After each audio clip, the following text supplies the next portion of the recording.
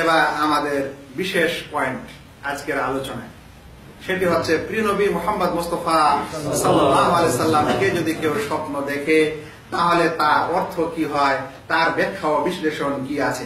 আমরা প্রথমে শুনি আল্লাহ রাসূল সাল্লাল্লাহু আলাইহি সাল্লামকে স্বপ্নে দেখার সম্পর্কে আমাদের প্রিয় নবী মুহাম্মদ মুস্তাফা সাল্লাল্লাহু আলাইহি সাল্লাম কি বলেছেন।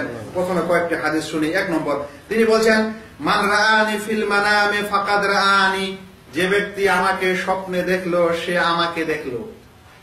যে ব্যক্তি আমাকে স্বপ্নে দেখলো সে আমাকেই দেখলো। ফাইন্নাশ শায়তানা লা ইয়াতামাসসালু বি, কারণ শয়তান আমার সূরত, আমার আকৃতি ধারণ করতে পারবে না।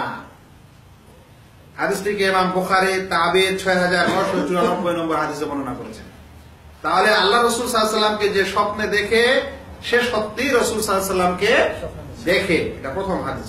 দ্বিতীয় হাদিস শুনেন, মান রাআনি ফাকাদ রাআল হক, যে ব্যক্তি আমাকে দেখলো সে সত্য দেখলো, সে সত্যকে দেখলো। এই হাদিসটিকে ইমাম বুখারী বর্ণনা করেছেন, 6996 নম্বর হাদিস।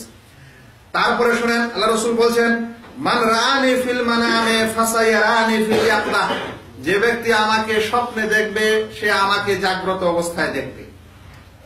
এর ব্যাখ্যায় উলামায়ে কেরাম অনেক কিছু বলেছেন, ছোট্ট একটা ব্যাখ্যা বলে দিই। বলা হয়েছে এই হাদিসটির মর্মার্থ ওই সকল সাহাবীর জন্য যারা জীবিত অবস্থায় যারা রাসূল সাল্লাল্লাহু আলাইহি সাল্লামকে দেখেছেন।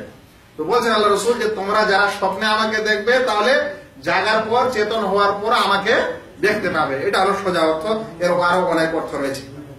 তারপরে বলছেন, ওয়ালা ইয়াতামাসসালু শায়তানু বি, শয়তান আমার আকৃতি ধারণ করতে পারবে না। মুসলিম শরীফের riwayate বর্ণিত হয়েছে, আও ফাকান্নামা রাআনি ফিল ইয়াকদা, যে ব্যক্তি ঘুমের সময় আমাকে দেখবে সে যেন আমাকে জাগ্রত অবস্থায় দেখলো। এই সকল হাদিস এই আল্লাহ রাসূল সাল্লাল্লাহু আলাইহি সাল্লামকে স্বপ্নে দেখার সম্পর্কে বর্ণিত হয়েছে। এখন জানতে হবে যে আল্লাহ রাসূল সাল্লাল্লাহু আলাইহি সাল্লামকে স্বপ্নে দেখার অর্থটা কি। আপনি যা কিছুই দেখলেন ভেবে নিলেন আমি নবী সাল্লাল্লাহু আলাইহি সাল্লামকে দেখলাম, আর ওটা ধরে নেওয়া হবে আমি নবী সাল্লাল্লাহু আলাইহি সাল্লামকে দেখলাম, না কি ব্যাপার? ইমাম বুখারী রাহমাতুল্লাহ আলাইহি যখন এই কিতাবুত তাবিরে বা এই হাদিসে এই বর্ণনাগুলি যখন নিয়ে এসেছেন তখন তার একটি অনুচ্ছেদ হচ্ছে বাবু মান রাআন নবী সাল্লাল্লাহু আলাইহি সাল্লাম ফিল মানাম। দেখেন, আমাদেরকে ওই সকল উলামার ব্যাখ্যা নিতে হবে যারা হচ্ছেন ইসলামের পণ্ডিত, মুত্তাকি ও পরহেজগার, এবং যারা হচ্ছেন আমাদের সালাফ এবং যারা অনুকরণীয় অনুসরণীয়, ওই সকল উলামার ব্যাখ্যা নিতে হবে যে রাসূল সাল্লাল্লাহু আলাইহি সাল্লামকে দেখার অর্থটা কি। তো স্বয়ং ইমাম বুখারী রাহমাতুল্লাহ আলাইহি অনুচ্ছেদ নিয়ে এসে বলছেন বাবু মান রাআন নবী সাল্লাল্লাহু আলাইহি সাল্লাম ফিল মানাম।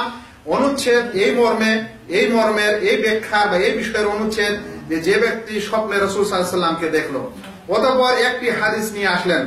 নেওয়ার পর ইবনু সিরিন, এই যে একটু আগে নাম বললাম, ইবনু সিরিন একজন বিখ্যাত তাবেঈ, স্বপ্নের ব্যাখ্যাদাতা, আমাদের সালাফে সালেহিন, তার একটি কথা উদ্ধৃতি ইমাম বুখারী নিয়ে এসেছেন যে এই কথাগুলোর অর্থ কি।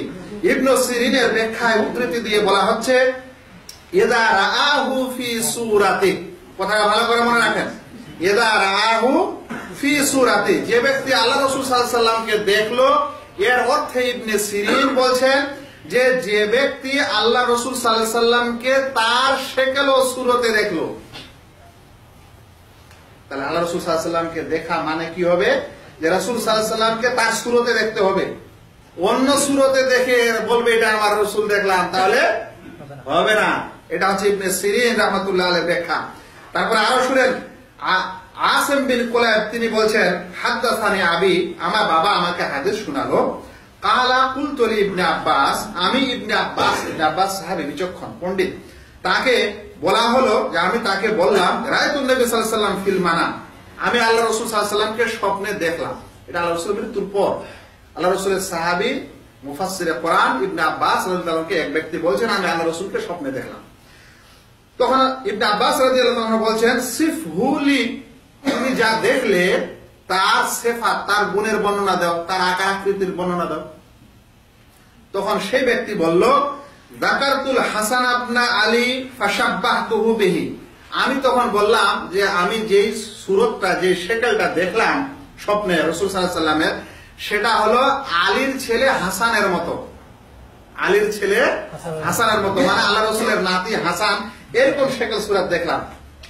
তখন ইবনে আব্বাস বলছেন, কালা কাদ রাআইতাহু, তুমি ঠিকই দেখেছো। কেন? আল্লাহ রসুলের নাতি হাসান রাদিয়াল্লাহু তাআলা আনহু সেই ব্যক্তি যার শেকেল সুরাত ও আকৃতিটা আল্লাহ রসুল সাল্লাল্লাহু আলাইহি ওয়াসাল্লামের সাথে মিল ছিল, আল্লাহ রসুল সাল্লাল্লাহু আলাইহি ওয়াসাল্লামের চেহারার সাথে মিল ছিল। তাই ইবনে আব্বাস রাদিয়াল্লাহু তাআলা আনহুকে যখন বলা হলো যে আমি রসুলকে দেখেছি, তখন তিনি বললেন কেমন দেখলে সেটা বর্ণনা দাও।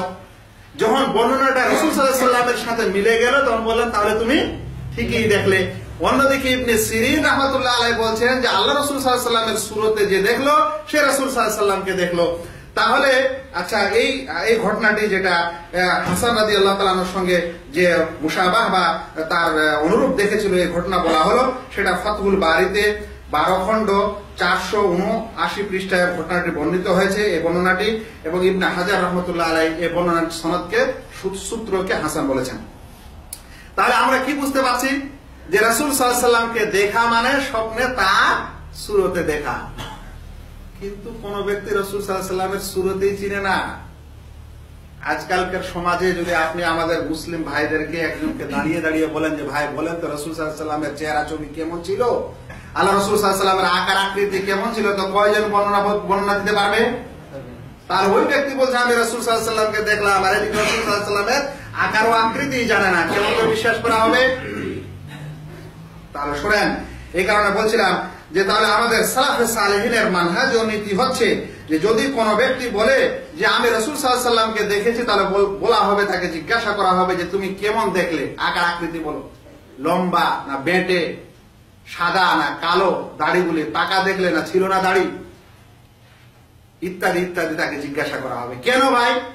কারণ হাদিসে বলা হয়েছে শয়তান আল্লাহ রাসূলের আকার ধারণ করতে পারবে না, কিন্তু অন্যের আকার তো ধারণ করতে পারবে না, পারবে না? অন্যের আকার ধারণ করে যদি আপনাকে স্বপ্নে দেখায় যেটা রাসূল, এই কারণে কি প্রয়োজন আছে যে যেটা দেখা হয়েছে সেটা আল্লাহ রাসূল সাল্লাল্লাহু আলাইহি ওয়াসাল্লামের আকার আকৃতির সাথে মিলাতে হবে। তবে এতে কোনো অসুবিধা নেই যে কোন ব্যক্তি আল্লাহ রাসূল সাল্লাল্লাহু আলাইহি ওয়াসাল্লামকে যুবক অবস্থায় যেমন আল্লাহ রাসূলের রূপ ছিল সেই অবস্থাও দেখতে পারে, আবার যে অবস্থায় তিনি যে সময় মারা গেছেন ওই অবস্থাও দেখতে পারে, আবার তার পূর্বের অবস্থাও দেখতে পারে। এরকম যে কোনো সময়ের দেখাটা তার জন্য প্রযোজ্য হতে পারে। কিন্তু অন্য আকারে দেখলে কি হবে না হবে এ বিষয়ে একটি ওলামাদের এবং আমাদের বিচক্ষণ ওলামাদের একটা সুন্দর কথা শুনেন, মন্তব্য শুনেন। আমি এই মন্তব্যটা পছন্দ করি একটা বিশেষ কারণে, কারণ এর সঙ্গে আমার অনেকটা মিল হয়েছে বিশেষ এক ক্ষেত্রে। সেই কারণে এই পছন্দনীয় উদ্ধৃতি আমি আপনাকে শোনাতে চাই। সেটি হলো এই যে রাসূল সাল্লাল্লাহু আলাইহি ওয়াসাল্লামকে কেউ যদি তার আসল অরিজিনাল শেকল সুরতে দেখে, তাহলে তার অর্থ হবে এই যে সেই ব্যক্তি পরহেজগার মানুষ এবং সৎ মানুষ, যে যে আল্লাহ রাসূল সাল্লাল্লাহু আলাইহি ওয়াসাল্লামকে তার কি আসল রূপে দেখবে। এটা তার জন্য এর দিকে ইঙ্গিত হবে, ইশারা হবে যে মানুষের এই ব্যক্তির দ্বীনি অবস্থা ভালো।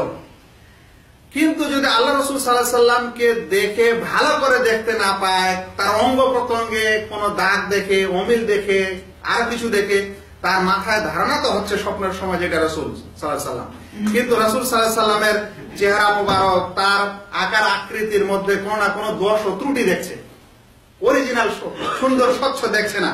বলছেন তাহলে ভাবতে হবে ফাযাকা খালালুন ফির রাই মিন জিহাতিদ দ্বীন, তাহলে ভাবতে হবে যে স্বপ্নে দেখছে দ্বীনের দিক দিয়ে তার মধ্যে অনেকগুলো ঘাটতি আছে, কমতি আছে। তাহলে যে মানুষ যত বেশি পরহেজগার হবে সেই মানুষের স্বপ্ন সত্য হবে, আর সে যদি রাসূল সাল্লাল্লাহু আলাইহি ওয়াসাল্লামকে স্পষ্ট দেখে তাহলে তার দ্বীনি অবস্থা ভালোর দিকে এটা ইঙ্গিত করে।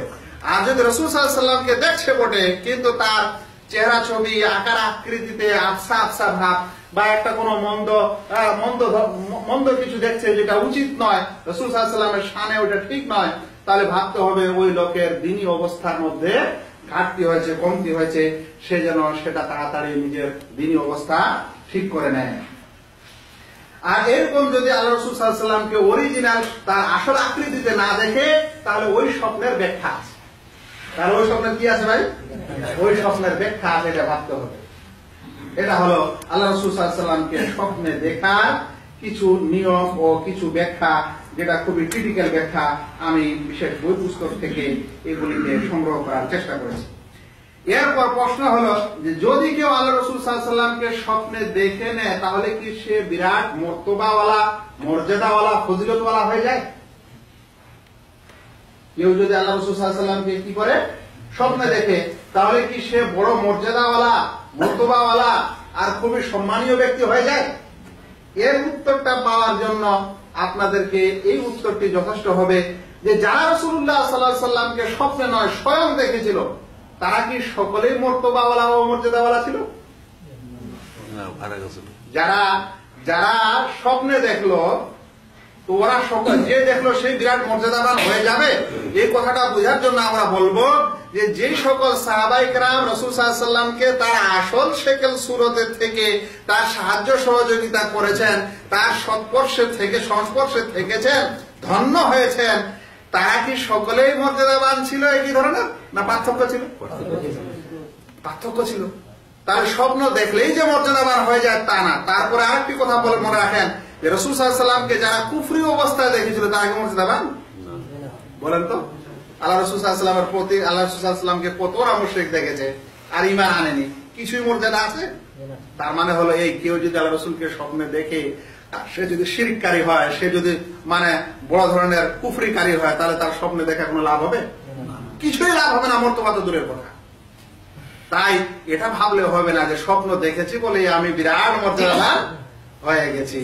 কারণ রাসূল সাল্লাল্লাহু আলাইহি ওয়াসাল্লামকে যারা অরিজিনালি দেখেছেন তারা যেহেতু এক অবস্থার নন, তাহলে স্বপ্নে দেখে নিজেকে এত বড় ভাবা কোনো কারণ হয় না। এরপর আরো শুনেন, যারা রাসূল সাল্লাল্লাহু আলাইহি ওয়াসাল্লামকে দেখে তাদের উপর কি জান্নাত ওয়াজিব হয়ে যায়? আমাদের সমাজের অনেক মানুষের একটা ধারণা আছে রাসূল সাল্লাল্লাহু আলাইহি ওয়াসাল্লামকে দেখেছে স্বপ্নে, আল্লাহ রাসূল স্বপ্নে এই কথা বলেছে, ইত্যাদি বলেছে, অমুক তমুক, কেউ মিথ্যাও বলে, ওটা পরের প্রসঙ্গ আসছে। যদি কেউ সত্যিকারে দেখে নেয় আর এই সংবাদ কাউকে দেয় তাহলে কি তাকে আপনি জান্নাতি ভাববেন? যেমন কিছু মানুষ জান্নাতি ভাবে। আমি বলবো আবার প্রথম প্রশ্নটি রিপিট করেন যে রাসূল সাল্লাল্লাহু আলাইহি ওয়াসাল্লামকে যারা জীবিত অবস্থায় দেখেছিলেন তারা কি সকলেই জান্নাতি ছিলেন? না।